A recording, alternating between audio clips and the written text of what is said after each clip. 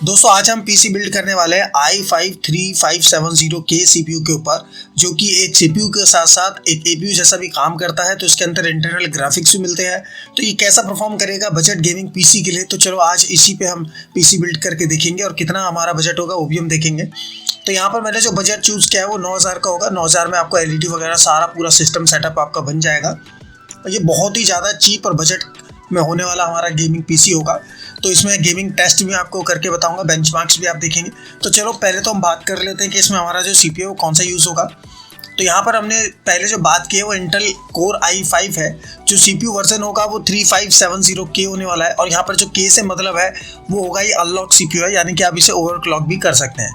तो आपको जो सीरीज में परचेज करना है वो K वाला ही लीजिएगा, ताकि इन फ्यूचर में आप अगर उसे अनलॉक करना चाहें तो वो भी आप कर पाएँ और बहुत ही बढ़िया प्राइस जैसे देखने के लिए मिलेगा। तो अब इसके बारे में पहले डिटेल में जान लेते हैं। गाइस, इसमें जो हमें स्पेसिफिकेशंस देखने के लिए मिलती हैं वो 4 कोर 4 थ्रेड हमें देखने के लिए मिलेगा। बेसिक बिल्कुल जो फ्रीक्वेंसी होती है वो 3.40 होगी और मैक्सिमम जो टर्बो फ्रीक्वेंसी होगी वो 3.80 तक ये जा सकता है। कैशे मेमोरी की बात करें तो इसमें 6 MB की कैशे आपको देखने के लिए मिलती है। और TDP अगर बात करी जाए तो मैक्सिमम ये 77 वॉट तक की TDP सपोर्ट करता है, इतना ड्रॉ करेगा। और 22 nm प्रोसेसर पे बेस्ड है ये। और बात करें अगर इसका रैम का, तो रैम इसमें DDR3 की आप 1600 मेगाहर्ट्ज की मैक्सिमम कैपेसिटी की रैम आप लगा सकते हैं, जिसमें 32 GB तक ये सपोर्ट करता है। बात करें दोस्तों अगर इंटेल के इसके ग्राफिक्स की, जैसे मैंने आपको बताया था इसमें खुद के ग्राफिक्स आपको देखने के लिए मिल जाते हैं। तो इसमें आपको जो ग्राफिक्स मिलेगा वो इंटेल HD ग्राफिक्स होगा 4000, जिसका जो स्पीड होगा मैक्सिमम वो 1.15 GHz की होने वाली है। ये CPU सपोर्ट करता है LGA के 1155 सॉकेट को। तो यहाँ पर हमारा जो मदरबोर्ड होगा वो भी हमारा 1155 सॉकेट का ही होगा। अब चलो बात करते हैं इसके मदरबोर्ड की कि इसके लिए बेस्ट मदरबोर्ड कौन सा होने वाला है।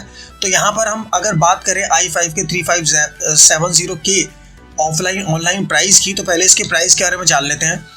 अभी दोस्तों इसका अमेजोन पर जो प्राइस आ रहा है वो 2500 रुपये के समथिंग आपको देखने के लिए मिलता है और फ्लिपकार्ट पे 1800 या 1900 के बीच में आपको देखने के लिए मिलेगा। ऑफलाइन की प्राइस की अगर बात करें तो 1200 से लेकर 1300 के बीच में इसका जो प्राइस है आपको इजीली देखने के लिए मिल जाएगा। तो आप कोशिश कीजिएगा कि ऑफलाइन आप परचेज करें। बाकी अमेजोन फ्लिपकार्ट दोनों का लिंक मैंने नीचे शेयर कर दिया है, तो वहाँ से भी आप परचेज कर सकते हैं। बात करें दोस्तों अगर इसके मदरबोर्ड की, तो अब यहाँ पर हम बेस्ट मदरबोर्ड सेलेक्ट करने की कोशिश करेंगे i5-3570K के लिए, लेकिन हमारा बजट भी टाइट है तो उस बजट में भी हम देखेंगे। तो यहाँ पर हम पहले ऑनलाइन की बात करते हैं। S61 मदरबोर्ड के नाम से हमें देखने के लिए ज़्यादातर मिलता है। 3rd जनरेशन का CPU हम इसमें यूज़ करेंगे। तो ये Zebronic की तरफ से S61 सॉकेट का हमें देखने के लिए मिलेगा। इसका जो प्राइस है वो आप देख सकते हैं 1700 रुपये है। तो ये प्राइस जो होता है वो अप डाउन होता रहता है। तो इसके लिए आप बेहतर रहेगा कि आपको जो नीचे लिंक दिया गया है उस पर क्लिक करके आप वहाँ से चेकआउट कीजिएगा, जिसमें आपको बेटर इन्फॉर्मेशन मिल पाएगी। दूसरा फ्रंटेक की तरफ से भी S61 देखने के लिए मिल जाता है। इसका जो प्राइस है वो 1708 है और दोनों में ही ऊपर और नीचे Zebronic और फ्रंटेक दोनों में ही अभी M.2 का स्लॉट नहीं है। इसमें 2 वेरिएंट आते हैं Zebronic में, एक M.2 वाला वेरिएंट आता है, एक नॉर्मल आता है। M.2 वाला जो वेरिएंट है वो थोड़ा सा 100-200 रुपये एक्स्ट्रा वहाँ पे चार्जेस आता है, तो उसका आप ध्यान रखिएगा। बाकी लिंक मैंने नीचे शेयर कर दिया है, वहाँ से आप ले सकते हैं। बात करते हैं Geonix की, तो इसमें M.2 का हमारे पास यहाँ पर अवेलेबल है। ये सॉकेट 1155 का ही होगा, 1690 रुपये का बढ़िया मदरबोर्ड होगा। वारंटी भी आपको बढ़िया मिल जाती है, तो इसमें कोई ऐसा दिक्कत नहीं, ये आप ऑनलाइन परचेज कर सकते हैं। अब अगर बात करी जाए लास्ट जो हमारे पास होने वाला है वो एंड वैल्यू की तरफ से होगा। ये भी M.2 सॉकेट के साथ आपको देखने के लिए मिलता है, तो इसमें आराम से आप SSD लगा सकते हैं। प्राइस इसका थोड़ा सा ज़्यादा होने वाला है। बात करें अगर इसके ऑफलाइन प्राइस की, तो S61 मदरबोर्ड ऑफलाइन आपको बहुत आराम से 1500 से 1700 के बीच में ईजिली मिल जाता है। तो अगर आप ऑफलाइन मार्केट से लेंगे तो वो ज़्यादा बेटर आपके लिए होने वाला है। लेकिन बाकी ऑनलाइन के हमने सारे लिंक आपको शेयर कर दिए हैं, जहाँ से आप परचेज कर सकते हैं। अब चलो बात करते हैं दोस्तों इसकी रैम की। तो यहाँ पर जो रैम हम इस मदरबोर्ड के अंदर लगा सकते हैं वो मैक्सिमम DDR3 की रैम होगी, ना ही DDR2 की लगेगी, ना ही DDR4 की लगेगी। तो DDR3 की ओनली रैम लगा सकते हैं। और हम यहाँ पर जो रैम सेलेक्ट करेंगे वो 1600 मेगाहर्ट्ज की होगी मैक्सिमम कैपेसिटी वाली, क्योंकि इससे ज़्यादा यूज़ नहीं करेगा और हमें कम से कम चाहिए। तो DDR3 के 8 GB की रैम का जो प्राइस आ रहा है ऑनलाइन मार्केट में 750 का आपको इजीली देखने के लिए मिल जाता है, जिसमें 1600 मेगाहर्ट्ज की आपको रैम मिल जाएगी। बाकी बात करें अगर इसके ऑफलाइन मार्केट की, तो ये आपको 650, 670 लगभग इसी प्राइस में आपको देखने के लिए मिल जाता है। तो बेटर ऑप्शन आपको मिलता है कि आप ऑफलाइन से परचेस करें। लेकिन बाकी मैंने लिंक आपको यहाँ पर शेयर कर दिया, तो वहाँ से भी आप ले सकते हैं। बात करें दोस्तों अगर इसकी हार्ड डिस्क की, अगर हार्ड डिस्क आप परचेज करना चाहते हैं तो हार्ड डिस्क का जो ऑप्शन आपको देखने के लिए मिलता है वो 500 GB का हम यहाँ पर सेलेक्ट कर रहे हैं। हार्ड डिस्क और SSD ये दोनों ही आपके ऊपर डिपेंड करता है।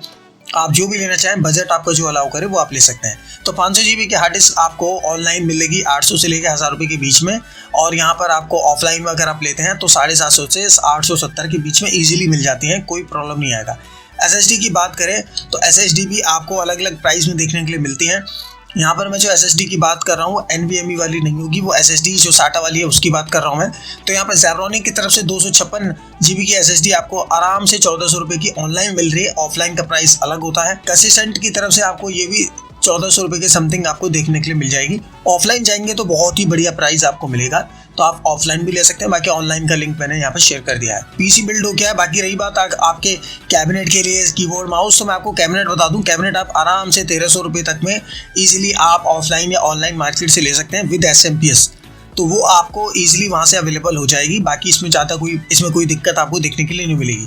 अगर आप LED की बात करते हैं तो LED आप परचेज कर सकते हैं बड़े आराम से। आपको 2100 से लेके 2200 के बीच में एक LED आपको 17 से 18 इंचेस की, जो कि 180p रेजोल्यूशन के साथ सपोर्ट में आती है, उसका भी लिंक मैंने नीचे शेयर कर दिया है, तो वो भी आप ले सकते हैं। चलो अब इसका गेम टेस्ट चेक कर लेते हैं और देख लेते हैं कैसा परफॉर्म करता है ये CPU विदाउट ग्राफिक कार्ड। और यहाँ पर हम जो रैम इसमें यूज़ कर रहे हैं वो 16 GB की मैक्सिमम होंगी, तो वही रैम के साथ हम यहाँ पर प्रैक्टिकल करेंगे। बाकी आप 8 GB आराम से चला सकते हैं, कोई प्रॉब्लम नहीं आएगा। तो चलो अब गेम टेस्ट आप देख लो। तो पहले अनबॉक्स कर लेते हैं अपने Zebronic S61M2 मदरबोर्ड को, जो कि LGA 1155 सॉकेट के साथ वो मिलता है। बॉक्स पर यहाँ पर क्लियरली मेंशन किया गया है Zebronic के बारे में, और ये मदरबोर्ड की इसमें वर्जन बताए गए हैं। तो यहाँ पर अगर आप चेक करेंगे तो S61 मदरबोर्ड है ये, और यहाँ पर हमारे पास जो रैम मिल जाती है, हमें DDR3 की रैम का सपोर्ट मिलता है इसमें, जिसमें आप मैक्सिमम 1600 मेगाहर्ट्ज तक की आप रैम इसमें लगा सकते हैं। इसमें जो हाईलाइटेड पॉइंट इस मदरबोर्ड के अंदर हमें मिलता है वो है इसका M.2 का स्लॉट। यहाँ के इस मदरबोर्ड में आपको M.2 का स्लॉट मिल जाता है, जिसमें आप NVMe की M.2 वाली जो SSD है वो इजीली आप इसमें इंस्टॉल कर सकते हैं, और इसमें बिल्कुल फास्ट आपको स्पीड मिलने वाली है। बॉक्स में मैंने पहले से ही इसके अंदर जो मदरबोर्ड था उसको मैंने पहले ही माउंट कर दिया है CPU को, और इसके अंदर ये जो फ़ैन है पहले से ही माउंट करके मैं लेके आया हूँ। तो यहाँ पर हमें इसमें माउंट नहीं करना पड़ेगा। पहले मैं आपको बताता हूँ इस मदरबोर्ड के अंदर हमें क्या क्या मिल जाता है। तो यहाँ पर दोस्तों अगर आप चेक करेंगे तो इस मदरबोर्ड के अंदर आपको M.2 का स्लॉट आपको मिल जाता है NVMe के लिए, तो जहाँ पर आप इजीली NVMe SSD को इसमें माउंट कर सकते हैं, और जो स्पीड है वो डबल आप इसमें ले सकते हैं। तो ये रहा M.2 का स्लॉट, और यहाँ पर हमने पहले से ही माउंट किया हुआ है। और इसमें फ्रंट पे अगर आप देखेंगे तो बाकी सारे पोर्ट्स इसमें मिलते हैं। इसमें एक एक्स्ट्रा पोर्ट आपको HDMI का मिल जाता है, जिसमें आप अपने HDMI यानी कि अपने LED को कनेक्ट कर सकते हैं। तो यहाँ पर आप चेक कर सकते हैं इसमें 2 आपको स्लॉट मिल जाते हैं, और ये एक पहला स्पीकर का यहाँ पर पॉइंट मिलता है, फिर बाकी जो हमारे पोर्ट्स होते हैं NIO के वो मिल जाते हैं। SATA का कनेक्टर्स आपको मिल जाते हैं, M.2 का स्लॉट मिल जाता है, USB 3.0 का आपको पोर्ट मिलता है, SATA के इसमें 4 पोर्ट मिल जाते हैं। तो यहाँ पर आप चेक कर रहे हैं, यहाँ पर USB 3.0 के लिए पोर्ट दिया गया है। CPU फैन का पोर्ट इसमें आपको देखने के लिए मिलता है, और बाकी इसमें सिस्टम फैन का पोर्ट मिल जाता है। तो मदरबोर्ड में जो पहले जितने भी पोर्ट्स हुआ करते थे वो सारे इसमें आपको देखने के लिए मिलते हैं।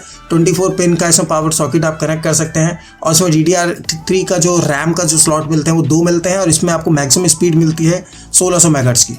अब यहाँ पर बात कर लेते हैं CPU की। दोस्तों यहाँ पर मैंने CPU जो यूज़ किया है वो i5 का 3570K यहाँ पर मैंने यूज़ किया है।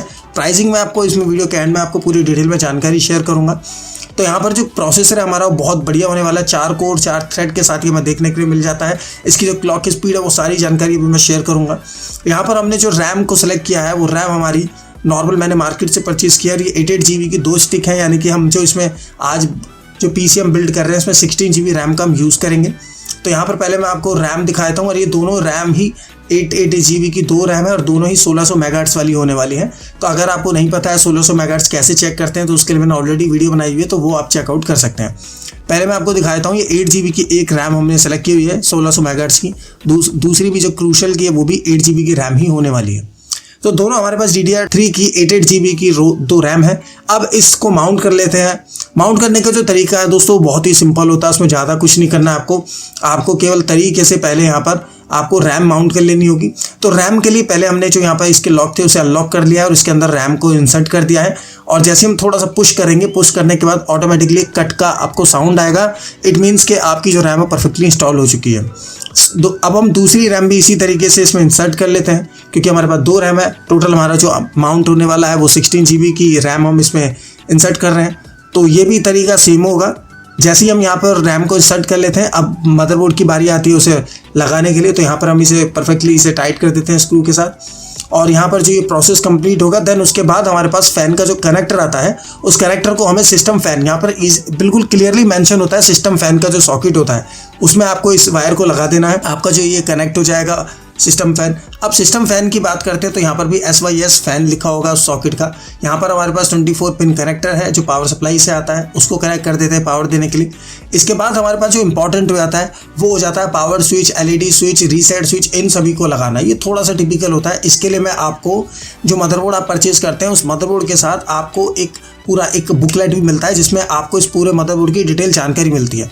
अब यहाँ पर मैंने पहले तो यहाँ पर मेंशन कर दिया है। अब देखिए तो यहाँ पर हम उसी के अकॉर्डिंग इन सभी केबल्स को आपको यहाँ पर माउंट कर देंगे। इसमें रेड ग्रीन करके आपको कुछ ऑप्शंस मिल जाते हैं तो वहाँ पर जाकर आप इनको इजीली आप सेलेक्ट करके लगा सकते हैं। हार्ड डिस्क के लिए मैंने यहाँ पर सेटा केबल लगा दिया है और यहाँ पर 2 हार्ड डिस्क हैं तो दोनों का सेटा केबल मैंने मदरबोर्ड में लगा दिया है। मदरबोर्ड के साथ अब हमारा जो ज़्यादातर जो कनेक्शन वो कंप्लीट हो गया है, केवल एक पावर देने का बाकी है तो पावर हम हार्ड डिस्क के अंदर इसमें लगा देते हैं। दूसरा क्योंकि 2 हमारी हार्ड डिस्क हैं तो दोनों की दोनों केबल को हम यहाँ पे लगा देते हैं। केबल लग चुकी है, लिखने के बाद अब बचता है हमारे पास CPU का जो पावर सॉकेट है उसे लगाना। CPU पावर कनेक्टर हम इसमें लगा चुके हैं। सिस्टम हो चुका है हमारा रेडी। अब इसे कर लेते हैं टेस्ट और देख लेते हैं इस पर डिस्प्ले आ रही है नहीं आ रही है। दोस्तों यहाँ पर मैंने जैसे ही इसे ऑन किया, ऑन करने के बाद यहाँ पर डिस्प्ले हमारी रन हो चुकी है और यहाँ पर हमारी जो विंडो थी वो लोड सक्सेसफुली हो चुकी है। तो गाइस सबसे पहले तो मैं आपको यार दिस PC पे प्रॉपर्टी पे चेक कराता हूँ इसकी कॉन्फ़िगरेशन। तो यहाँ पर आप देख पा रहे होंगे i5 का हमने जो CPU यूज़ किया हुआ है उसका वर्जन आपको यहाँ पर मिल रहा है और 16 GB रैम आप यहाँ पे चेक कर पा रहे हैं।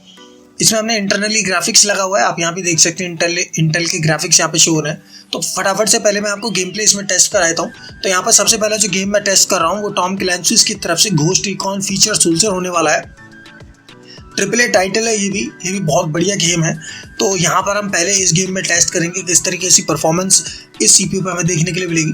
तो गेम प्ले हमारा स्टार्ट हो चुका है तो मैं फटाफट से इसे पहले फास्ट फॉरवर्ड कर रहा हूँ। सारी सेटिंग जो है वो मैंने बिल्कुल हाई सेटिंग पर रखा हुआ है और यहाँ पर आप देख ही सकते हैं किस तरीके की परफॉर्मेंस हमें देखने के लिए मिल रही है। यहाँ पर हमारा CPU कैसे यूज़ हो रहा है, GPU और फ्रेम्स कितना मिल रहा है। तो अभी तक अगर मैं आपको नॉर्मली बताऊँ तो गेमिंग का जो एक्सपीरियंस है विदाउट एनी ग्राफिक कार्ड बिल्कुल स्मूथ है, कोई प्रॉब्लम नहीं है। थोड़ा सा आपको लगता है कि फ्रेम्स कम आ रहे हैं, लेकिन अगर आप कोई ग्राफिक कार्ड यूज़ नहीं कर रहे हैं तो उसमें इतना बहुत बढ़िया आपको निकल के दे रहा है। लेकिन यहाँ पर हमें रैम की बात करनी पड़ेगी। रैम हमने यहाँ पे 16 GB यूज़ की है तो आप कम से कम 8 GB तो जरूर यूज़ करना जो कि बहुत सस्ती अब पड़ रही है। तो प्राइस मैंने ऑलरेडी बता दिया है, लिंक आपको शेयर कर दिया नीचे, तो वहाँ से भी आप परचेज कर सकते हैं। तो ये तो हो गया हमारा पहला गेम प्ले और बाकी भी मैंने गेम टेस्ट किए जैसे GTA 5 जैसे गेम्स, वो भी आपको अच्छे देखने के लिए मिलता है, लेकिन उसमें फ्रेम्स बहुत ज़्यादा ड्रॉप होते हैं विदाउट एनी ग्राफिक कार्ड अगर आप यूज़ करते हैं तो। लेकिन एटलीस्ट आपको 8 GB से 16 GB के बीच में ही आपको रैम आपको यूज़ करनी चाहिए, तभी आप गेमिंग का अच्छा एक्सपीरियंस उसमें ले पाएंगे विदाउट एनी ग्राफिक कार्ड अगर आप यूज़ करते हैं तो। ग्राफिक कार्ड अगर आप यूज़ करते हैं तो वहाँ पर आप 8 GB के साथ जा सकते हैं। तो यहाँ पर आपने परफॉर्मेंस तो चेक कर ली किस तरीके से देखने के लिए मिल रहा है यहाँ पर। तो सेकंड गेम की तरफ अब चल रहे हैं और उसका देखते हैं उसका गेम प्ले कैसा देखने के लिए मिलेगा। और ये है दोस्तों call of duty modern warfare 2। तो यहाँ पर मैंने इसकी सारी सेटिंग्स को बिल्कुल हाई पे रखा हुआ है। अब आप यहाँ पर विदाउट रनिंग ग्राफिक कार्ड आप चेक कर पा रहे होंगे, स्पेसिफिकेशंस ऊपर आ रही हैं आपके पास और यहाँ पर आप नीचे फ्रेम्स भी दे सकते हैं, कितने बढ़िया फ्रेम्स आपको देखने के लिए मिल रहे हैं यहाँ पर। तो यहाँ पर आप अगर देखेंगे तो यहाँ पर टेम्परेचर की अगर बात करूँ तो CPU का टेम्परेचर भी अच्छा खासा नॉर्मल चल रहा है। और अगर आप बात करें इसका जो वॉटेज की है तो वॉटेज भी अगर मैं देखूँ तो बहुत कम ही वॉटेज में ये वर्क कर रहा है और जो परफॉर्मेंस जो निकाल के दे रहा है वो बहुत ही बढ़िया लेवल की होगी।